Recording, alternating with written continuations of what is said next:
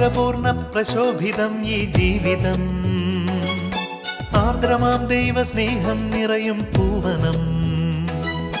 മാധുരപൂർണ്ണ പ്രശോഭിതം ഈ ജീവിതം, ആർദ്രമാം ദൈവസ്നേഹം നിറയും പൂവനം.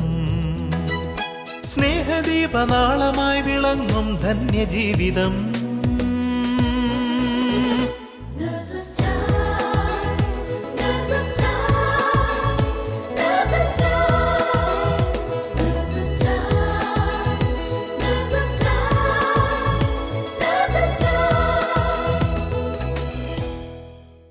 ഈശോ മിശിഹായ്ക്ക് സ്തുതിയായിരിക്കട്ടെ.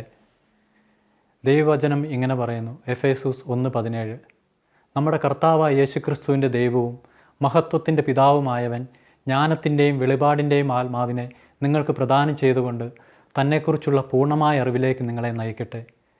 ഈ പ്രാർത്ഥനയോടെ ഇന്നത്തെ നേഴ്സസ് ടൈമിലേക്ക് നിങ്ങൾ ഓരോരുത്തരെയും സ്നേഹപൂർവ്വം സ്വാഗതം ചെയ്യുന്നു. ഈശോയുടെ കുഞ്ഞുമക്കളെ, നമ്മുടെ ജീവിതമാകുന്ന സാഗരത്തിൽ കാറും കോളും കൊടുങ്കാറ്റും ഉണ്ടാകാറുണ്ട്. എന്നാൽ ഇതിനെക്കുറിച്ചുള്ള ദൈവിക പദ്ധതി എന്താണെന്ന് പലപ്പോഴും നമുക്ക് മനസ്സിലാക്കാൻ സാധിക്കാതെ വരും. ജ്ഞാനത്തിൻ്റെയും വെളിപാടിൻ്റെയും ആത്മാവിനെ പ്രദാനം ചെയ്തുകൊണ്ട് നഷ്ടപ്പെടലിൻ്റെയും വേർപാടിൻ്റെയും നടുവിൽ വിശ്വാസത്തിൽ ശക്തിപ്പെട്ട് ദൈവഹിതമെന്തെന്ന് മനസ്സിലാക്കി മറ്റുള്ളവർക്ക് മാതൃകയായി ജീവിക്കുന്ന ഖത്തറിൽ നിന്നുള്ള ഒരു കുടുംബത്തെയാണ് ഞങ്ങളിന്ന് പരിചയപ്പെടുത്തുന്നത്. ഈ കുടുംബത്തിൻ്റെ സാക്ഷ്യം അനേകർക്ക് പ്രത്യാശയുടെ തിരുനാളമായി മാറട്ടെ എന്ന് നമുക്ക് പ്രാർത്ഥിക്കാം. ജോബിൻ്റെ പുസ്തകത്തിൽ വചനം ഇങ്ങനെ പറയുന്നു, കർത്താവ് തന്നു, കർത്താവ് എടുത്തു, കർത്താവിൻ്റെ നാമം മഹത്വപ്പെടട്ടെ. ഈ ദൈവവചനം മാംസം ധരിച്ച് ജീവിക്കുന്ന ദൈവത്തിൻ്റെ അനശ്വര സ്നേഹം പങ്കുവെച്ച് ജീവിക്കുന്ന ഒരു കുടുംബത്തിൻ്റെ കൂടെയാണ് നമ്മളിപ്പോൾ ആയിരിക്കുന്നത്. നമ്മുടെ സഹോദരങ്ങൾക്ക് വേണ്ടി ഒന്ന് പരിചയപ്പെടുത്താമോ? ഞാൻ ജോസ് മനക്കൽ, ഖത്തറിൽ 35 വർഷമായിട്ട് വർക്ക് ചെയ്യുന്നു. ട്രാവൽ ഏജൻസിയിൽ അക്കൗണ്ടൻ്റായിട്ട് വർക്ക് ചെയ്യുന്നു. നാട്ടിൽ സെൻറ്റ് തോമസ് ഇടവകങ്ങളാണ്. ഞാൻ ലില്ലി ജോസ്, 29 വർഷമായിട്ട് ഖത്തറിൽ നേഴ്സായിട്ട് ജോലി ചെയ്യുന്നു. ഞാൻ ബ്ലെസ്സി ജോസ്, പഠനം പൂർത്തീകരിച്ച് ജോലിക്ക് വേണ്ടി ശ്രമിച്ചുകൊണ്ടിരിക്കുന്നു. ലില്ലി ചേച്ചി 29 വർഷമായിട്ട് ഖത്തറിൽ നേഴ്സായിട്ട് ജോലി ചെയ്യുകയാണല്ലോ. നേഴ്സസ് മിനിസ്ട്രിയുമായിട്ടുള്ള ചേച്ചിയുടെ സ്നേഹബന്ധം എങ്ങനെയായിരുന്നെന്ന് ഒന്ന് പങ്കുവയ്ക്കാമോ? നേഴ്സസ് മിനിസ്ട്രിയുമായിട്ട് എനിക്ക് വളരെ നല്ല ബന്ധമാണുള്ളത്. ഞാൻ നേഴ്സസ് മിനിസ്ട്രിയുടെ ഫെലോഷിപ്പുകൾക്ക്, റിട്രീറ്റുകൾക്കൊക്കെ പങ്കെടുക്കാറുണ്ട്. സുഹൃത്തുക്കളുമായിട്ട് ഞാൻ പങ്കെടുക്കാറുണ്ട്. അതുപോലെ തന്നെ എൻ്റെ കൂടെ ജോലി ചെയ്യുന്ന പലരെയും ഞാൻ നേഴ്സസ് മിനിസ്ട്രിയുടെ ഫെലോഷിപ്പുകൾക്ക്, പ്രത്യേകിച്ച് ഇംഗ്ലീഷ് ഫെലോഷിപ്പുകൾക്ക് കൊണ്ടുവരാറുണ്ട്. അപ്രതീക്ഷിതമായി ഞങ്ങളുടെ മകനെ ഞങ്ങൾക്ക് നഷ്ടപ്പെട്ടപ്പോൾ ഈ നേഴ്സസ് മിനിസ്ട്രി ഞങ്ങൾക്ക് ശക്തിയും തണലുമായിരുന്നു. അതുപോലെ തന്നെ നേഴ്സസ് മിനിസ്ട്രിയുമായി ബന്ധപ്പെട്ട് ഞങ്ങൾക്ക് ലൂർദിലൊന്ന് പോകാൻ ദൈവം അവസരം തന്നു. ഇതെല്ലാമാണ് നേഴ്സസ് മിനിസ്ട്രിയുമായിട്ടുള്ള എനിക്കുള്ള സ്നേഹബന്ധം. ജോസേട്ടാ, ലില്ലി ചേച്ചി, നിങ്ങളുടെ കുടുംബ ജീവിതത്തെക്കുറിച്ചും വിശ്വാസ ജീവിതത്തെക്കുറിച്ചും ഒന്ന് വിശദീകരിക്കാമോ? 92 ഞാൻ ഖത്തറിൽ വന്നു. ഹോസ്പിറ്റലിൽ ജോയിൻ ചെയ്തു. പെട്ടെന്ന് തന്നെ എനിക്ക് ഹോസ്പിറ്റലിൽ ജോയിൻ ചെയ്യാൻ സാധിച്ചു. എനിക്ക് പ്രഗ്നൻസിയുമായിട്ട് ഹോർമോണൽ പ്രശ്നങ്ങളുണ്ടായിരുന്നു. അതുകൊണ്ട് കൺസീവ് ചെയ്യാൻ ബുദ്ധിമുട്ടുണ്ടായിരുന്നു. ഏകദേശം 1 വർഷത്തോളം ഞങ്ങൾ ട്രീറ്റ്മെൻറ്റ് നടത്തിയെങ്കിലും ഒന്നും പ്രയോജനപ്പെട്ടില്ല. അതുകൊണ്ട് ഞങ്ങൾ തന്നെ ട്രീറ്റ്മെൻറ്റ് നിർത്തി അത് ദൈവത്തിലേക്ക് സമർപ്പിച്ചു കഴിഞ്ഞപ്പോൾ ദൈവം ഞങ്ങളുടെ പ്രാർത്ഥന കേട്ടു. അങ്ങനെ ദൈവം ഞങ്ങൾക്ക് ഒരു മോനെ തന്ന് അനുഗ്രഹിച്ചു. അത് കഴിഞ്ഞ് 3 വർഷത്തിന് ശേഷം ബ്ലസ്സിമോളെയും തന്ന് അനുഗ്രഹിച്ചു. അപ്പോൾ ചേച്ചി, പ്രാർത്ഥനയിലൂടെ മാത്രമാണല്ലേ മാർട്ടിൻ മോൻ ജനിച്ചത്? വളരെ പേരുടെ പ്രാർത്ഥനകളുടെ ഫലമായി കർത്താവ് ഞങ്ങൾക്ക് ഒരു മോനെ തന്ന് അനുഗ്രഹിച്ചു. അതുപോലെ ബ്ലസ്സിയും തന്ന് അനുഗ്രഹിച്ചു. വചനം ഇങ്ങനെ പറയുന്നു, റോമർ 8:28, ദൈവത്തെ സ്നേഹിക്കുന്നവർക്ക് അവിടുത്തെ പദ്ധതി അനുസരിച്ച് വിളിക്കപ്പെട്ടവർക്ക് സകലതും നന്മയ്ക്കായി പരിണമിപ്പിക്കുന്നു. 127 സങ്കീർത്തനം 3 തിരുവചനത്തിൽ ഇപ്രകാരം പറയുന്നു, കർത്താവിൻ്റെ ദാനമാണ് മക്കൾ, ഉദരഫല ഒരു സമ്മാനവും. ഞങ്ങൾ കുഞ്ഞുങ്ങൾക്ക് വേണ്ടി പ്രാർത്ഥിച്ചുകൊണ്ടിരുന്നപ്പോൾ പ്രയർ ഗ്രൂപ്പിലായിരുന്ന ഒരു ജോൺസൺ ബ്രദർ ഞങ്ങളോട് പറഞ്ഞു, അങ്ങനെ ദൈവം ഒരു ദർശനം കാണിക്കുകയും ആ ദർശനത്തിൽ ഒരാൺകുഞ്ഞാണെന്നും കുഞ്ഞിന് ഇരുനിറമായിരിക്കുമെന്നും അതുപോലെ മുടി വളരെ കുറവായിരിക്കുമെന്നും പറഞ്ഞു. അപ്പോൾ ജോൺസൺ ബ്രദർ ഞങ്ങളോട് പറഞ്ഞു, ദിവ്യബലിയെ സംബന്ധിക്കുക, അതുപോലെ തന്നെ കാരുണ്യപ്രവർത്തികൾ ചെയ്യുക, കുഞ്ഞുങ്ങളില്ലാത്ത മറ്റുള്ളവർക്ക് വേണ്ടി പ്രാർത്ഥിക്കുക. അതിൻ്റെ കൂടെ അമേരിക്കയിലുള്ള ഒരു വിശുദ്ധനാണ് Martin de Porres. Martin de പോറസിൻ്റെ മധ്യസ്ഥം യാചിക്കുക, മാർട്ടിൻ ഡി പോറസിൻ്റെ നൊവേന ചെല്ലുക, 3 മാസം ചെല്ലുക എന്ന് പറഞ്ഞു. ഞങ്ങൾ അപ്രകാരമെല്ലാം ചെയ്തു. ദൈവം ഞങ്ങൾക്ക് ഒരു കുഞ്ഞിനെ നൽകി അനുഗ്രഹിച്ചു. ഞങ്ങൾ ആ കുഞ്ഞിന് മാർട്ടിൻ എന്ന് പേരിടുകയും ചെയ്തു. നന്നായി ചെറുപ്പത്തിൽ തന്നെ മാർട്ടിൻ പ്രാർത്ഥനയിൽ വളരെ ശ്രദ്ധ പതിപ്പിച്ചിരുന്നു. പ്രത്യേകിച്ച് വിശുദ്ധ കുർബാനയിലും ജപമാലയും കുടുംബ പ്രാർത്ഥനയിലും വളരെ സജീവമായ സാന്നിധ്യം അവനുണ്ടായിരുന്നു. അതുപോലെ തന്നെ പള്ളിയിൽ പോകുന്നതിന് മുമ്പ് തലേ ദിവസം തന്നെ രണ്ടുപേരും ലസിമോളും മാർട്ടിനും ഫാസ്റ്റ് ചെയ്തായിരുന്നു പോയിക്കൊണ്ടിരുന്നത്. അതിനുള്ള ഒരുക്കമായിട്ട് അവർ ഫാസ്റ്റ് ചെയ്തു പോയിരുന്നു. അതുപോലെ തന്നെ മാർട്ടിൻ ഓൾട്ടർ ബോയ് ആയിരുന്നു. 8ാം ക്ലാസ് തുടങ്ങി തന്നെ ഓൾട്ടർ ബോയ് ആയിരുന്നു. അതുകൊണ്ട് രാവിലെ പള്ളിയിൽ പോകുന്നതിന് മുമ്പേ തലേ ദിവസം തന്നെ അവൻ ബൈബിള് വായിക്കുകയും എല്ലാ കറക്ഷൻസും എല്ലാം എന്നെ വായിച്ച് കേൾപ്പിച്ച് റെഡിയാക്കിയിട്ടായിരുന്നു പോയിരുന്നത്. കുർബാന മധ്യേ അവൻ ലേഖനം വായിച്ചുകൊണ്ടിരിക്കുമ്പോൾ അത് ഞങ്ങളിൽ ആഴത്തിൽ കടന്നു വരുമായിരുന്നു. ആഴത്തിൽ കടന്നു വന്ന് ദൈവത്തിൻ്റെ ഒരു പ്രത്യേക സാന്നിധ്യവും സ്നേഹവും ഞങ്ങൾക്ക് അനുഭവിക്കാനും പലപ്പോഴും ഞങ്ങൾ കരയുകയും ചെയ്യുമായിരുന്നു. ചേച്ചി ഇത് പറഞ്ഞപ്പോൾ ബൈബിളിലെ ഒരു വചനം ഞാൻ ഓർക്കുന്നു. ഹെബ്രായർക്കുള്ള ലേഖനം 4:12. ദൈവത്തിൻ്റെ വചനം സജീവവും ഊർജ്ജസ്വലവുമാണ്, ഇരുതല വാളിനേക്കാൾ മൂർച്ചയേറിയതും, ചേതനയിലും ആത്മാവിലും സന്ധിബന്ധങ്ങളിലും മജ്ജയിലും തുളച്ചു കയറി ഹൃദയവിചാരങ്ങളെയും നിയോഗങ്ങളെയും വിവേചിക്കുന്നതുമാണ്. ലിലി ചേച്ചി വളരെ ഉത്തരവാദിത്വമുള്ള ഒരു സ്ഥാനത്താണല്ലോ ആയിരിക്കുന്നത്. ഇത്ര തിരക്കുകൾക്കിടയിലും മക്കളെ ഇത്ര വിശുദ്ധിയിൽ എങ്ങനെ വളർത്താൻ സാധിച്ചു?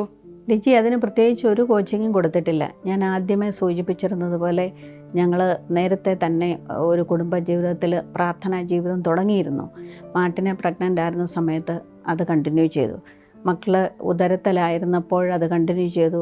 ഡെലിവറി ആയി കഴിഞ്ഞിട്ടും ഇവരെ കൂട്ടിക്കൊണ്ടാണ് എല്ലാ വിശുദ്ധ ബലിയിലും കൂട്ടായ്മകളിലും പങ്കെടുത്തിരുന്നത്.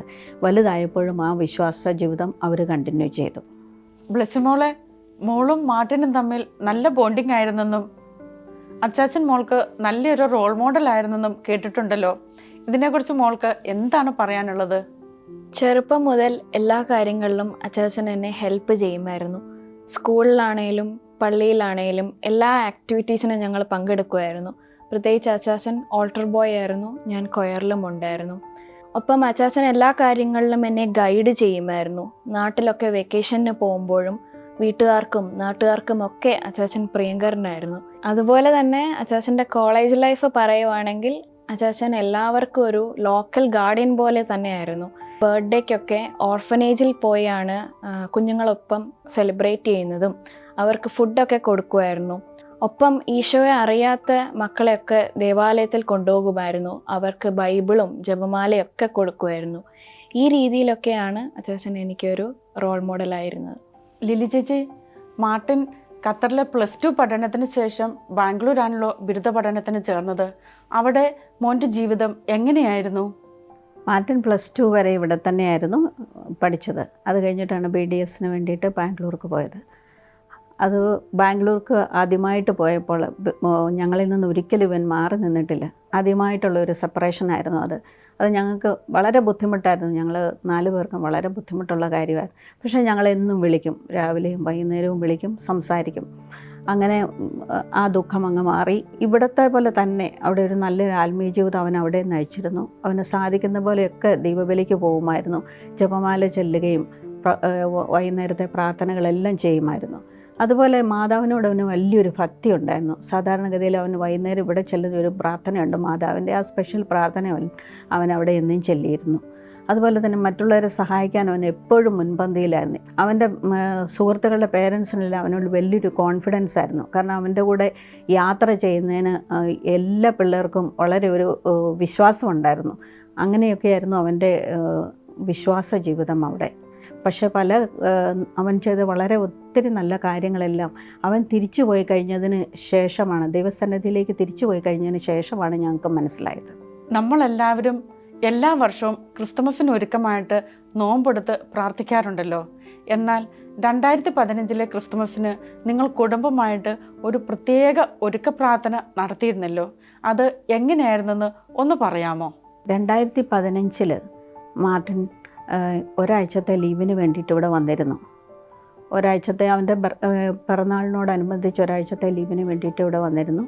അവന് തിരിച്ചു പോകുന്ന തലേ രാത്രിയിൽ അവൻ ഡ്രസ്സൊക്കെ എടുത്ത് വയ്ക്കുന്നതിൻ്റെ ഇടയ്ക്ക് എന്നോട് ചോദിച്ചു, മമ്മി നാളെ ഞാൻ രാവിലെ ഏത് ഡ്രസ്സാണ് ഇടേണ്ടത്, ഏത് ഷർട്ടാണ് ഞാൻ ഇടേണ്ടതെന്ന് ചോദിച്ചു. അപ്പോൾ ഞാൻ പറഞ്ഞു, നിനക്ക് ഇഷ്ടമുള്ള ഡ്രസ്സ് ഇട്ടോ, ഇഷ്ടമുള്ള ഷർട്ട് ഇട്ടോ. അപ്പം അവൻ പറഞ്ഞു, ഞാനെന്നാൽ ഒരു വൈറ്റ് ഷർട്ട് ഇടട്ടെ. ഇട്ടോളാൻ പറഞ്ഞു. അങ്ങനെ പിറ്റേ ദിവസം രാവിലെ സാധാരണഗതിയിൽ ഞങ്ങൾ പുറത്ത് എപ്പോൾ യാത്രയ്ക്ക് പോകുന്നതിന് മുമ്പേ ഈശോയോട് പ്രാർത്ഥിച്ചിട്ടായിരുന്നു പോയിരുന്നത്. അതുപോലെ ഞങ്ങൾ 4 പേരും കൂടെ നിന്ന് ഈശോയുടെ സന്നിധിയിൽ നിന്ന് പ്രാർത്ഥിച്ചു. ജോസ് സാധാരണ പാടുന്ന പോലെ ദൈവസ്നേഹം വർണ്ണിച്ചിടാൻ എന്നുള്ള പാട്ട് പാടിത്തുടങ്ങി. പക്ഷേ എന്തോ ഞങ്ങൾക്ക് താങ്ങാനാവാത്ത ഒരു ദുഃഖം ഞങ്ങളിലേക്ക് കടന്നു വന്നു. ജോസിന് ആ പാട്ട് 2 ലൈൻ പോലും കംപ്ലീറ്റ് ചെയ്യാൻ സാധിച്ചില്ല. അതോടെ ഞാൻ ഇത് എന്താ സംഭവിക്കുന്നത് മനസ്സിലാക്കി ഞാനത് കണ്ടിന്യൂ ചെയ്യാൻ നോക്കി. പക്ഷേ എനിക്കും അത് കണ്ടിന്യൂ ചെയ്യാൻ സാധിച്ചില്ല. അതുകൊണ്ട് ബ്ലെസ്സി സ്റ്റാർട്ട് ചെയ്തു. പക്ഷേ ബ്ലെസ്സിക്കും അത് പൂർത്തീകരിക്കാൻ സാധിച്ചില്ല. അങ്ങനെ ഞങ്ങൾ 4 പേരും ഭയങ്കര ഒരു ദുഃഖത്തിൽ, അകാരണമായ ദുഃഖത്തിലായി. പക്ഷേ ഞങ്ങൾക്ക് കൂടുതൽ സമയം പെട്ടെന്ന് തന്നെ ഞങ്ങൾ എയർപോർട്ടിലേക്ക് യാത്രയായി. എയർപോർട്ടിലോട്ട് യാത്രയായി വണ്ടിയിൽ കയറി. പക്ഷേ ഒന്നും തന്നെ ആരും സംസാരിക്കുന്നില്ല. എന്തോ ഭയങ്കരമായൊരു ദുഃഖം. എയർപോർട്ടിൽ ചെന്നു. സാധാരണഗതിയിൽ മാർട്ടിൻ്റെ സ്വഭാവം, അവൻ ചെക്ക് ഇൻ കഴിഞ്ഞു തിരിച്ചു വന്ന് ഞങ്ങളോട് പറയും, ബൈ ബൈ പറയും, പപ്പ മമ്മി ഒട്ടും വിഷമിക്കരുത്, ഞാൻ പോവുക, കരയല്ലേ എന്ന് പറഞ്ഞ് അങ്ങ് പോകും. അത് അന്ന് ആ പ്രാവശ്യം മാത്രം, ആ ഒക്ടോബറിൽ തിരിച്ചു പോയ സമയത്ത് മാത്രം അവൻ ചെക്ക് ഇൻ കഴിഞ്ഞു വന്ന് ഞങ്ങളെ കെട്ടിപ്പിടിച്ചു ബൈ ബൈ പറഞ്ഞു പോയി. എമിഗ്രേഷൻ്റെ അവിടം വരെ ഏകദേശം 8 പ്രാവശ്യത്തോളം അവൻ തിരിഞ്ഞു നിന്ന് കൈവീശി ഞങ്ങളെ കാണിച്ചു. അത് ഞങ്ങൾക്ക് ഒട്ടും സഹിക്കാൻ പറ്റിയില്ല. ഒരിക്കലും പതിവില്ലാത്ത ഒരു കാര്യം. ഞാൻ പെട്ടെന്ന് ജോസിനോട് പറഞ്ഞു, എന്താ സംഭവിക്കുന്നത്, എന്തിനാണ് ഇവനെ ഇങ്ങനെയൊക്കെ കാണിക്കുന്നത്? പക്ഷേ ഞങ്ങൾക്കത് താങ്ങാൻ സാധിച്ചില്ല. ഞങ്ങൾ ഒക്കെ പറഞ്ഞു, ഞങ്ങളവിടെ തന്നെ നിന്നു. അവൻ തിരിച്ചു ചെന്നു, ബാംഗ്ലൂർ ചെന്നു. പിറ്റേ ദിവസം വിളിച്ചു, രാവിലെ തന്നെ വിളിച്ചു, മാമ യാത്രയൊക്കെ സുഖമായിരുന്നു, കുഴപ്പമൊന്നുമില്ല എന്ന് പറഞ്ഞു. അപ്പോൾ ഞങ്ങൾ പറഞ്ഞു, നീ ക്രിസ്മസിന് വരണം, ക്രിസ്മസിന് പറ്റുവാണെങ്കിൽ നമുക്ക് ഇവിടെ ആഘോഷിക്കാമെന്ന് പറഞ്ഞു. അന്നേരം പറഞ്ഞു, വേണ്ട മാമി, എനിക്ക് പരീക്ഷകൾ നടക്കുന്ന ഇടയ്ക്കിടയ്ക്ക്, അതുകൊണ്ട് എനിക്ക് പരീക്ഷകളെല്ലാം കംപ്ലീറ്റ് കഴിഞ്ഞിട്ട് ഞാൻ ജനുവരിയിൽ വരാമെന്ന് പറഞ്ഞു. ഓക്കെ, അപ്പോൾ ഞങ്ങളത് സമ്മതിച്ചു. അവന് പരീക്ഷയ്ക്കായിട്ട് തയ്യാറെടുത്തു. ഒത്തിരി ബുദ്ധിമുട്ടുകളൊക്കെ ഉണ്ടായിരുന്നു പരീക്ഷ. എന്നാലും ഈശോയോട് ഞങ്ങളെപ്പോഴും പ്രാർത്ഥിച്ചുകൊണ്ടിരുന്നു, അവനും പ്രാർത്ഥിച്ചുകൊണ്ടിരുന്നു. അതുകൊണ്ട് ആ ഡിസംബർ 1-ാം തീയതി തുടങ്ങി 31-ാം തീയതി വരെ ഞങ്ങൾ ഫാസ്റ്റ് ചെയ്ത് പ്രാർത്ഥിക്കുമായിരുന്നു. സാധാരണഗതിയിൽ ഡിസംബറിൽ എപ്പോഴും ഫാസ്റ്റ് ചെയ്ത് പ്രാർത്ഥിക്കാറുണ്ട്. ആ പ്രാവശ്യം ഞങ്ങൾ 31-ാം തീയതി വരെ പ്രാർത്ഥിക്കുമായിരുന്നു. 25-ാം തീയതി ക്രിസ്മസിന് ഞങ്ങൾ വിളിച്ചപ്പോൾ അവൻ പറഞ്ഞു, പള്ളിയിൽ പോകും വൈകുന്നേരം, അത് കഴിഞ്ഞ് ഞാൻ ഫുഡ് കഴിക്കാൻ പുറത്ത് പോകും. ഓക്കെ എന്ന് പറഞ്ഞു. അത് ക്രിസ്മസ് കഴിഞ്ഞു, ന്യൂ ഇയറായി. ന്യൂ ഇയറിൻ്റെ 31-ാം തീയതി ജോസ് ഡ്യൂട്ടി കഴിഞ്ഞ് വന്ന് വിളിച്ചു. അന്നേരം ജോസ് പ്രത്യേകം പറഞ്ഞു, 31-ാം തീയതിയാണ്, പുറത്തൊന്നും പോകരുത്, പള്ളിയിലേ പോകണം. അപ്പോൾ പപ്പ ഞാൻ പള്ളിയിൽ പോകാൻ റെഡി ആയിക്കൊണ്ടിരിക്കുക എന്ന് പറഞ്ഞു. ഞാൻ സാധാരണ ഡ്യൂട്ടി കഴിഞ്ഞ് വന്ന് അവനെ വിളിക്കാറ്. ഞാൻ ഡ്യൂട്ടി കഴിഞ്ഞ് വന്ന് വിളിച്ചപ്പോൾ അവൻ്റെ ഫോണ് സ്വിച്ച് ഓഫ്, ആരും ആൻസർ ചെയ്തില്ല. അപ്പോൾ ഞാൻ പിന്നെ അരമണിക്കൂർ കഴിഞ്ഞ് വിളിച്ചിട്ടും അവൻ ഫോൺ എടുത്തില്ല. സാധാരണഗതിയിൽ അവനെ കിട്ടിയില്ല, ഞാൻ അവൻ്റെ ഫ്രണ്ട്സിനെ പെട്ടെന്ന് വിളിക്കും. അവരെയും വിളിച്ചു, അവരുടെ ആരുടെയും ടെലിഫോൺ ആൻസർ ചെയ്തില്ല. അപ്പോൾ ഞാൻ ഓർത്ത് ഇതെന്താ സംഭവിക്കുന്നതെന്ന് ഓർത്ത് ഏകദേശം 1 മണിക്കൂർ കഴിഞ്ഞപ്പോഴത്തേനും എൻ്റെ ഒരു ഫ്രണ്ടിൻ്റെ ബ്രദർ ബാംഗ്ലൂരിൽ നിന്ന് വിളിച്ചിട്ട് പറഞ്ഞു, ലില്ലി, ഇതുപോലെ മാർട്ടിൻ ഒരു ആക്സിഡൻ്റായി, സെൻറ്റ് ജോൺസ് മെഡിക്കൽ കോളേജിൽ അഡ്മിറ്റാണെന്ന്. ഹൃദയം വളരെ തകർന്നു പോയി. ഈശോയെ വിളിച്ച് കരഞ്ഞു പ്രാർത്ഥിച്ചു, കുഞ്ഞിനൊന്നും സംഭവിക്കരുതേ എന്ന് പ്രാർത്ഥിച്ചു. അങ്ങനെ പ്രാർത്ഥിച്ചുകൊണ്ടിരുന്നു. ജോസ് പെട്ടെന്ന് തന്നെ ഓഫീസിൽ നിന്ന് വന്നു. ജോസിന് എല്ലാ കാര്യങ്ങളും അറിയാമായിരുന്നു. ജോസിനെ വിളിച്ച് പറഞ്ഞിട്ടുണ്ട്. പക്ഷേ ജോസ് ഞങ്ങളെ ഒന്നും അറിയിച്ചില്ല. ഞങ്ങളോട് പറഞ്ഞു, ഇപ്പം തന്നെ നമ്മൾ ബാംഗ്ലൂർക്ക് പോവുകയാണ്, തയ്യാറായി നിന്നോളാൻ പറഞ്ഞു. ഞങ്ങൾ പെട്ടെന്ന് തന്നെ എയർപോർട്ടിലോട്ട് പോയി. എയർപോർട്ടിൽ നിന്ന് ഞങ്ങൾ ബാംഗ്ലൂരിൽ ചെന്ന് കഴിയുമ്പോഴത്തേന് എൻ്റെ ഒരു കസിൻ വന്ന് എൻ്റെ കയ്യെ പിടിച്ചുകൊണ്ട് പറഞ്ഞു, ആൻറ്റി ധൈര്യമായിട്ടിരിക്കണം എന്ന് പറഞ്ഞു. അപ്പം ഞാൻ ഒത്തിരി ഭയന്നു പോയി, എന്താ ഇങ്ങനെ പറയുന്നത്. തീർച്ചയായിട്ടും എല്ലാം കർത്താവിൽ സമർപ്പിച്ച് ഞങ്ങൾ യാത്ര ചെയ്ത് ബാംഗ്ലൂരും വണ്ടി ചെന്ന് നിർത്തുന്നത് സെൻറ്റ് ജോൺസ് മെഡിക്കൽ കോളേജിൻ്റെ മോർച്ചറിയുടെ മുമ്പിലാണ്. അപ്പം മാത്രമാണ് എന്താണെന്നുള്ള കാര്യങ്ങളെല്ലാം ദൈവം എനിക്ക് കാണിച്ചു തരുന്നത്. അപ്പോൾ ഞങ്ങൾ മോർച്ചറിയിലോട്ട് കിടമ്പോൾ ഞാൻ ആദ്യമേ കാണുന്ന പരിശുദ്ധ അമ്മയുടെ മടിയിൽ കിടക്കുന്ന ഈശോയുടെ രൂപം. ആ രൂപം എനിക്ക് ഒത്തിരി ശക്തി തന്നു. ആ ഒരു രൂപത്തിൽ ഞാൻ നോക്കിയപ്പോൾ ഈശോ എനിക്ക് ഒത്തിരി ശക്തി തന്നു. എന്നാലും ദൈവം എനിക്ക് പിടിച്ചു നിൽക്കാനുള്ള ശക്തി അവിടെ നിന്ന് എനിക്ക് ലഭിച്ചു. അപ്പോൾ മാത്രമാണ് മാർട്ടിൻ ദൈവസന്നിധിയിലേക്ക് തിരിച്ചു പോയി എന്നുള്ള സത്യം ഞങ്ങൾ മനസ്സിലാക്കുന്നത്.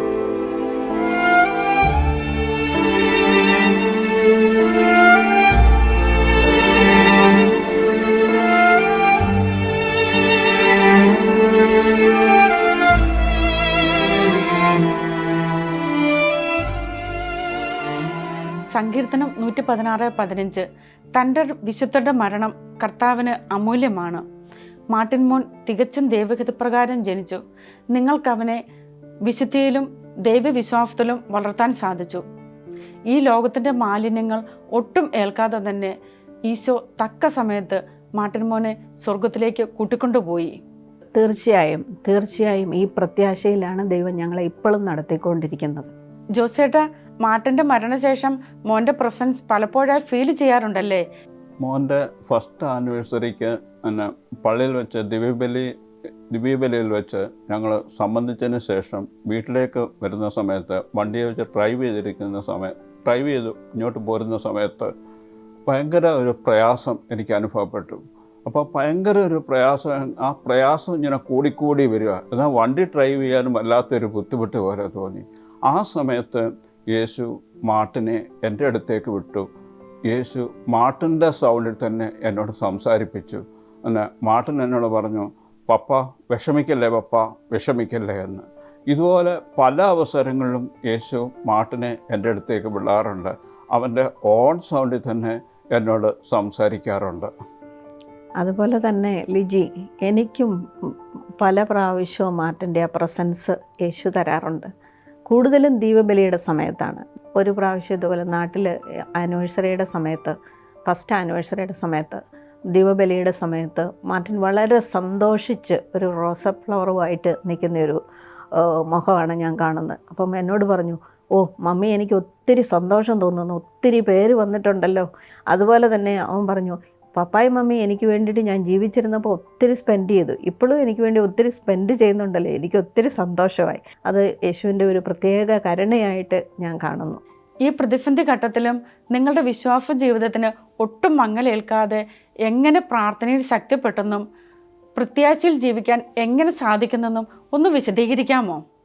ഞങ്ങളുടെ ബന്ധുമിത്രാദികൾ, സഹോദരങ്ങൾ ലോകമെമ്പാടും ഞങ്ങൾക്ക് വേണ്ടി പ്രാർത്ഥിച്ചുകൊണ്ടിരിക്കുന്ന ധാരാളം പേര്, അതുപോലെ തന്നെ ഞങ്ങളുടെ പ്രിയപ്പെട്ട വൈദികർ, പിതാക്കന്മാർ, ഇവരുടെ എല്ലാവരുടെയും പ്രാർത്ഥന ഞങ്ങളുടെ കൂടെ ഉണ്ടായിരുന്നതുകൊണ്ട് ഈ പ്രതിസന്ധി ഘട്ടത്തിൽ ഞങ്ങൾക്ക് അത് വലിയ താങ്ങും തണലുമായിരുന്നു. അതുപോലെ തന്നെ എൻ്റെ ഒരു ഫ്രണ്ട് ലീന എന്ന് പറയും, പുള്ളിക്കാരത്തി ഒരു വർഷത്തോളം ഡ്യൂട്ടി കഴിഞ്ഞ് ഇവിടെ വന്ന് ഞങ്ങളുടെ കുടുംബത്തോടു കൂടിയായിരുന്നു പ്രാർത്ഥനയിൽ പങ്കെടുക്കുമായിരുന്നു. അത് ഞങ്ങൾക്ക് വളരെ ഒരു ശക്തിയായിരുന്നു. അതുപോലെ തന്നെ ഞങ്ങളുടെ പ്രിയപ്പെട്ട ഒരു കസിൻ ബ്രദർ കുഞ്ഞുമാനച്ഛൻ എന്ന് പറയും, അച്ഛനും ഒത്തിരി സപ്പോർട്ട് ചെയ്തിരുന്നു. അതുപോലെ തന്നെ നമ്മുടെ പ്രിയപ്പെട്ട ഫാദർ ദാനിയൽ പൂർണ്ണത്തിലച്ഛൻ, അച്ഛൻ ഖത്തറിലോട്ട് ഒരു മാസത്തേന് ഇവിടെ കടന്നു വന്നിരുന്നപ്പോൾ അച്ഛനോട് ഇടവകയിലുള്ള എല്ലാവരും പറഞ്ഞു, അച്ഛാ ഈ കുടുംബത്തിലൊന്ന് പോകണം, ഒരു തകർന്നിരിക്കുന്ന കുടുംബമാണെന്ന്. അച്ഛൻ സമ്മതിച്ചു. ഞങ്ങൾ ആ സമയത്ത് പള്ളിയിൽ പോയപ്പോൾ അച്ഛനെ കണ്ടിരുന്നു. അച്ഛൻ പറഞ്ഞു, ഞാൻ ഭവനത്തിൽ വന്ന് പ്രാർത്ഥിക്കാമെന്ന് പറഞ്ഞു. അങ്ങനെ അച്ഛൻ ഇവിടേക്ക് കടന്നു വന്നു. അച്ഛൻ കടന്നു വന്ന ഉടനെ തന്നെ അച്ഛൻ മാർട്ടിൻ്റെ ഫോട്ടോ കണ്ടപ്പോൾ പറഞ്ഞു, ഓ എനിക്ക് നല്ല പരിചയമുള്ളൊരു മുഖമായിട്ട് തോന്നുന്നല്ലോ എന്ന് പറഞ്ഞു. അച്ഛൻ പറഞ്ഞു, എന്നെ പരിശുദ്ധാത്മാവാണ് ഇവിടെയോട്ട് കൂട്ടിക്കൊണ്ടു വന്നതെന്ന് പറഞ്ഞു. അങ്ങനെ അച്ഛൻ ഇവിടെ ഇരുന്നു പ്രാർത്ഥിച്ചു. ഒത്തിരി കാര്യങ്ങൾ ഞങ്ങൾക്ക് പറഞ്ഞു തന്നു. അത് ഞങ്ങൾക്ക് വലിയൊരു ആശ്വാസമായിരുന്നു. അച്ഛനാണ് ഞങ്ങളോട് പറഞ്ഞത്, ഈ ഡിസംബർ മാസം 1 തീയതി തുടങ്ങി 31 തീയതി വരെ കർത്താവാണ് നിങ്ങളെ ഒരുക്കിയത്. ഈ പ്രതിസന്ധി ഘട്ടത്തിലൂടെ നിങ്ങൾക്ക് പോകാൻ ദൈവമാണ് ശക്തി തന്നത്. അതുകൊണ്ടാണ് നിങ്ങൾ 4 പേരും ഫാസ്റ്റിംഗ് ആയിരുന്നതും. അതുകൊണ്ട് നിങ്ങൾക്ക് ഈ പ്രതിസന്ധി മുന്നോട്ട് തളരാതെ പിടിച്ചു നിൽക്കാനുള്ള ശക്തി തന്നു എന്ന് അച്ഛൻ പറഞ്ഞപ്പോഴാണ് ഞങ്ങൾക്ക് അതിനെപ്പറ്റി മനസ്സിലായത്. അതുപോലെ അച്ഛൻ തിരിച്ചിവിടുന്ന് ഖത്തറിൽ നിന്ന് പോയി നാട്ടിൽ ചെന്നിട്ട് ബ്ലെസ്സഡ് ഫാമിലി എന്ന സ്പിരിച്വൽ സപ്പോർട്ട് ഗ്രൂപ്പുണ്ട്. ആ ഗ്രൂപ്പിലേക്ക് അച്ഛൻ എന്നെ ചേർത്തു. അച്ഛനാണ് അതിൻ്റെ സ്പിരിച്വൽ ഡയറക്ടർ. ഏറ്റവും കൂടുതലായിട്ട് ഇതുപോലെ കഷ്ടപ്പെടുന്ന, സങ്കടപ്പെടുന്ന കുടുംബങ്ങളെ ചേർത്ത് പിടിക്കുക, ഇതാണ് ആ സ്പിരിച്വൽ ഗ്രൂപ്പിലൂടെ ചെയ്യുന്നത്. ഇത് ഞങ്ങൾക്ക് വളരെ സപ്പോർട്ടായിരുന്നു. ഈ ആദ്യ കാലഘട്ടത്തിലെല്ലാം ഈ ഗ്രൂപ്പിലൂടെ ഞങ്ങൾക്ക് ഒത്തിരി ശക്തി തന്നു. അതുപോലെ തന്നെ ഖത്തറിലെ നേഴ്സസ് മിനിസ്ട്രിയിൽ നിന്ന് ഒത്തിരി മക്കൾ ഇവിടെ കടന്നു വന്ന് ഞങ്ങളെ ആശ്വസിപ്പിക്കുകയും ഞങ്ങൾക്ക് ഒത്തിരി ഞങ്ങൾക്ക് പറഞ്ഞു തരികയും ചെയ്തതെല്ലാം വലിയൊരു ആശ്വാസമായിട്ട് കരുതുന്നു. ഇതെല്ലാം കൂടി ആയപ്പോൾ ഈ പ്രതിസന്ധി ഘട്ടം തരണം ചെയ്യാനുള്ള ശക്തി ഞങ്ങൾക്ക് ദൈവം തന്നു. ജോസേട്ടാ, ഞങ്ങൾ ഈ ഫാമിലി ടെസ്റ്റിമണിയെക്കുറിച്ച് സംസാരിച്ചപ്പോൾ തന്നെ ചേട്ടൻ ഒരു പ്രത്യേക പ്രാർത്ഥന നടത്തിയല്ലോ, അതെന്തായിരുന്നു? ഈ വിഷയം വെച്ച് ഞാൻ പ്രാർത്ഥിച്ചപ്പോൾ ഞാൻ യേശുവിനോട് പറഞ്ഞു, യേശുവെ, ഈ സാക്ഷ്യത്തിൽ കൂടി ഇതുപോലെ അവസ്ഥയിൽ കൂടി കടന്നു പോകുന്ന അനേകം മക്കൾക്ക് ഒരു ശക്തി നൽകാൻ വേണ്ടി അതിനുവേണ്ടി ഞാൻ പ്രാർത്ഥിച്ചപ്പോൾ യേശു എന്നോട് പറഞ്ഞു, പിന്നെ 25,000 നന്മ നിറഞ്ഞറിമേ എന്ന പ്രാർത്ഥന ചെല്ലണമെന്ന് പറഞ്ഞു. ഞാൻ ചെല്ലാമെന്ന് പറഞ്ഞു. എന്നാൽ ഞാൻ ആ പ്രാർത്ഥന തുടങ്ങി. ഇടയ്ക്ക് കുറേ കഴിഞ്ഞപ്പോൾ എനിക്ക് അത് കണ്ടിന്യൂ ചെയ്യാൻ പറ്റുന്നില്ല. ഭയങ്കര ഒരു ബുദ്ധിമുട്ടായപ്പോൾ ഞാൻ തന്നെ അന്ന് ചിന്തിച്ചു, ഇനി ആരോടാണ് പറയുന്നത് ഇതിന് ഈ ബുദ്ധിമുട്ടൊന്ന് മാറ്റാൻ വേണ്ടി. അപ്പോൾ അങ്ങനെ ചിന്തിച്ച് എൻ്റെ മനസ്സിൽ ചിന്തിച്ചേ ഉള്ളൂ. മനസ്സിൽ ചിന്തിച്ചുകൊണ്ട് യേശു അന്നേരം തന്നെ എന്നോട് വേണ്ട ആരോടും പറയണ്ട, ഇപ്പം തന്നെ ഞാൻ മാറ്റിത്തരാം എന്ന് പറഞ്ഞു. ആ പ്രയാസം യേശു മാറ്റിക്കളഞ്ഞു. അങ്ങനെ ഞാൻ 25,000 നന്മ നിറഞ്ഞറിമേ ചൊല്ലി യേശുവേ സ്തോത്രം. ബ്ലസ്സിമോളെ, ഈ അവസ്ഥയിലൂടെ കടന്നു പോകുന്ന ന്യൂ ജനറേഷനോട് മോൾക്ക് എന്താണ് പറയാനുള്ളത്? ഈ ഒരു സാഹചര്യത്തിൽ നമുക്ക് ദൈവനാമത്തെ പ്രഘോഷിക്കാൻ എവിടെയൊക്കെ അവസരം കിട്ടുന്നോ അതിന് മാക്സിമം നമ്മൾ യൂട്ടിലൈസ് ചെയ്യണം. അതുപോലെ തന്നെ ഈ പ്രയാസത്തിലൂടെ കടന്നു പോകുന്ന മക്കളെയൊക്കെ നമ്മൾ സമർപ്പിച്ച് പ്രാർത്ഥിച്ചപ്പോൾ എനിക്ക് പലതരം ദൈവാനുഭവങ്ങൾ ഉണ്ടായിട്ടുണ്ട്. അതിലൊന്ന് എടുത്തു പറയുവാണെങ്കിൽ ദൈവത്തിൻ്റെ സ്വരം കേൾക്കുവാൻ എനിക്ക് ഭാഗ്യം ലഭിച്ചു. സങ്കീർത്തനം 118:8 പഠിപ്പിക്കുന്നു, മനുഷ്യനിൽ ആശ്രയിക്കുന്നതിനേക്കാൾ കർത്താവിൽ അഭയം തേടുന്നത് നല്ലത്. നമുക്ക് പലതരം പ്രയാസങ്ങളും ഇതുപോലത്തെ പ്രതിസന്ധികളും നഷ്ടങ്ങളും ഒക്കെ വരുമ്പോൾ ദൈവത്തിനോട് എന്തിനെന്ന് ചോദിച്ച് പഴിക്കാതെ ദൈവത്തിന് കൂടുതൽ എല്ലാം സമർപ്പിക്കുക, ഭരമേൽപ്പിക്കുക, പരസ്പരം ഭാരങ്ങൾ വഹിക്കുക, തീക്ഷ്ണമായിട്ട് പ്രാർത്ഥിക്കുക. ഇതൊക്കെയാണ് എനിക്ക് യുവജനങ്ങളോട് പറയാനുള്ളത്. ബ്ലസ്സിമോളുടെ ഈ പ്രാർത്ഥനാ ജീവിതം മറ്റുള്ള അനേകം യുവജനങ്ങൾക്ക് മാതൃകയാകട്ടെ, പ്രചോദനമാകട്ടെ എന്ന് ഞങ്ങൾ ആത്മാർത്ഥമായിട്ട് പ്രാർത്ഥിക്കുന്നു. ഇതേപോലെ മക്കളുടെ വേർപാടിൽ വേദനിച്ച് കഴിയുന്ന മാതാപിതാക്കളോടും കുടുംബാംഗങ്ങളോടും നിങ്ങൾക്ക് എന്താണ് പറയാനുള്ളത്? 1 കൊറിന്തോസ് 10:13 വചനം എങ്ങനെ പറയുന്നു? നിങ്ങളുടെ ശക്തിക്ക് അതീതമായ ഒരു പ്രലോഭനങ്ങളും ഉണ്ടാകുവാൻ ദൈവം അനുവദിക്കുകയില്ല.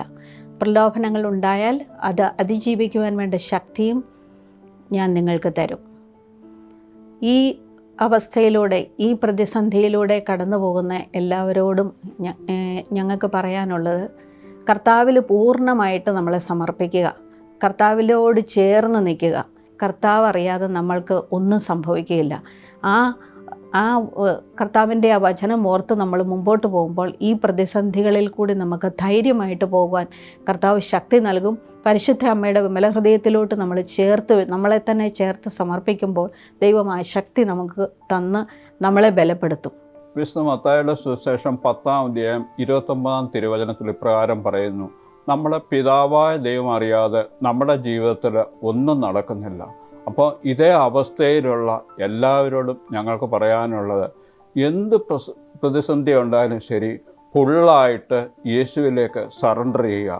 അപ്പോൾ യേശു നമുക്കത് സഹിക്കാനുള്ള ശക്തി നമുക്ക് തരും. ബ്ലസ്സിമോൾക്ക് പലതരം കഴിവുകൾ തമ്പുരാൻ നൽകിയിട്ടുണ്ടല്ലോ. അതിൽ പ്രത്യേകതയുള്ളത് മോളുടെ പാട്ട് പാടാനുള്ള കഴിവല്ലേ? ഇപ്പോൾ ശാലോം ടിവിയിലൂടെ ഈ പ്രോഗ്രാം കണ്ടുകൊണ്ടിരിക്കുന്ന പ്രേക്ഷകർക്കായി ഒരു 4 വരി പാട്ട് പാടാമോ? ഞങ്ങൾ എപ്പോഴും പ്രാർത്ഥനയിൽ പാടാറുള്ള പപ്പ ഇഷ്ടമുള്ളൊരു പാട്ട് ഞാൻ പാടാം. ദൈവസ്നേഹം വർണ്ണിച്ചിടാൻ വാക്കുകൾ പോരാ, നന്ദി ചൊല്ലി തീർക്കുവാനേ ജീവിതം പോരാ, കഷ്ടപ്പാടിൻ കാലങ്ങളിൽ രക്ഷിക്കുന്ന സ്നേഹമൂർത്താൻ എത്ര സ്തുതിച്ചാലും മതി വരുമോ? ദൈവസ്നേഹം വർണ്ണിച്ചിടാൻ വാക്കുകൾ പോരാ, സ്വന്തമായ ഒന്നുമില്ലാം സർവ്വതും നിൻ ദാനം,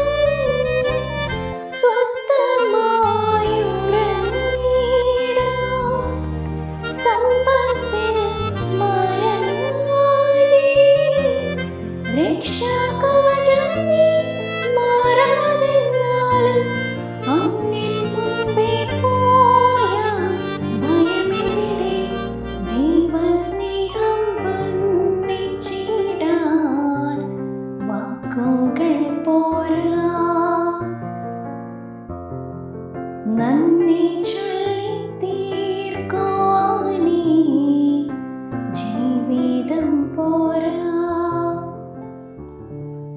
വളർത്തി വലുതാക്കി വിശുദ്ധിയിൽ ജീവിച്ച മകൻ ഈ ലോകത്തോട് വിട പറഞ്ഞെങ്കിലും ഈശോയോട് കൂടെ ആ മകനെ കണ്ടുകൊണ്ട് പുനരുത്ഥാനത്തിൻ്റെ പ്രത്യാശയിൽ ജീവിക്കാൻ തക്ക ആത്മീയ സമ്പന്നതയിലാണ് ഇന്ന് ഈ കുടുംബാംഗങ്ങൾ ഉള്ളത്. ഈ ആത്മീയ സമ്പത്ത് വലിയ ഒരു മുതൽക്കൂട്ടാണ്. ആരംഭത്തിൽ പറഞ്ഞതുപോലെ കർത്താവ് തന്നു, കർത്താവ് എടുത്തു, കർത്താവിൻ്റെ നാമം മഹത്വപ്പെടട്ടെ എന്ന് ഉറച്ചു പറയാനുള്ള ഇവരുടെ ആത്മധൈര്യം അനേകർക്ക് പ്രചോദനമാകട്ടെ എന്നും ഇത്തരം സാഹചര്യങ്ങളിലൂടെ കടന്നു പോകുന്ന കുടുംബാംഗങ്ങൾക്ക് ഇവരുടെ അനുഭവ ഭാഷ്യം ഒരു പുത്തൻ ഉണർവ് ഏകട്ടെ എന്നും ആത്മാർത്ഥമായി ഞങ്ങൾ പ്രാർത്ഥിക്കുകയും ആഗ്രഹിക്കുകയും ചെയ്യുന്നു. കർത്താവിൻ്റെ നാമം എന്നും മഹത്വപ്പെടട്ടെ. ദൈവത്തിൻ്റെ കൃപാവരത്താൽ ഈ കുടുംബം സുവിശേഷത്തിൻ്റെ ശുശ്രൂഷകരായി അവിടുത്തെ ശക്തിയുടെ പ്രവർത്തനങ്ങളുടെ ഫലമായിട്ടത്രേ ഈ കുടുംബത്തിന് ഈ കൃപാവരം നൽകപ്പെട്ടത്. എഫേസൂസ് 3:20-21 വചനം ഇങ്ങനെ പറയുന്നു: നമ്മിൽ പ്രവർത്തിക്കുന്ന ശക്തിയാൽ നാം ചോദിക്കുന്നതിലും ആഗ്രഹിക്കുന്നതിലും വളരെ കൂടുതൽ ചെയ്തു തരാൻ കഴിയുന്ന അവിടുത്തേക്ക് സഭയിലും യേശുക്രിസ്തുവിലും തലമുറകളോളം എന്നേക്കും മാത്രമുണ്ടായിരിക്കട്ടെ. ആമേൻ. തങ്ങളുടെ സഹനങ്ങളിൽ ഈശോയുടെ കരം പിടിച്ച് കുരിശിനോട് ചേർന്ന് നിന്ന് തങ്ങളെക്കുറിച്ചുള്ള ദൈവിക പദ്ധതി എന്തെന്ന് മനസ്സിലാക്കി ജീവിച്ച ഈ കുടുംബം ഇതേ അവസ്ഥയിലൂടെ കടന്നു പോകുന്ന അനേകം കുടുംബങ്ങൾക്ക് ആശ്വാസവും പ്രത്യാശയും പകരട്ടെ എന്ന് പ്രാർത്ഥിക്കുന്നു. ലോകമെമ്പാടുമുള്ള എല്ലാ നേഴ്സുമാരെയും അവരുടെ കുടുംബങ്ങളെയും പരിശുദ്ധ അമ്മയുടെ വിമലഹൃദയം വഴിയായി ഈശോയ്ക്ക് സമർപ്പിച്ച് നമുക്ക് പ്രാർത്ഥിക്കാം. ഓരോ നേഴ്സും ഒരു വിശുദ്ധനായി തീരട്ടെ, വിശുദ്ധയായി തീരട്ടെ. ദൈവമാതാവും ഞങ്ങളുടെ അമ്മയുമായ കന്യകാമറിയമേ, ഫാത്തിമാനാഥേ, എന്നെയും എൻ്റെ കുടുംബത്തെയും തിരുസഭയെയും മാനവകുലത്തെയും ലോകമെമ്പാടുമുള്ള നേഴ്സുമാരെയും അങ്ങേ വിമല ഹൃദയത്തിന് പ്രതിഷ്ഠിക്കുന്നു. അങ്ങേ ശക്തിയുള്ള സംരക്ഷണത്തിൽ ഞങ്ങളെ കാത്തുകൊള്ളണമേ. അങ്ങ് ഞങ്ങളുടെ നാഥയും സംരക്ഷകയുമാകണമേ. ആത്മീയവും ശാരീരികവുമായ സകല അപകടങ്ങളിലും ക്ലേശങ്ങളിലും നിന്ന് ഞങ്ങളെ രക്ഷിച്ചുകൊള്ളണമേ. എല്ലാറ്റിലും ദൈവേഷ്ടം കണ്ടെത്തി നിറവേറ്റുവാനും യേശുവിൻ്റെ തിരുഹൃദയത്തിന് പ്രീതികരമായ വിധത്തിൽ ജീവിച്ച് സ്വർഗഭാഗ്യത്തിലെത്തിച്ചേരുവാനും കാരുണ്യനാഥേ, ഞങ്ങളുടെ സ്നേഹമുള്ള അമ്മേ, ഞങ്ങളെ സഹായിക്കണമേ. ആമേൻ.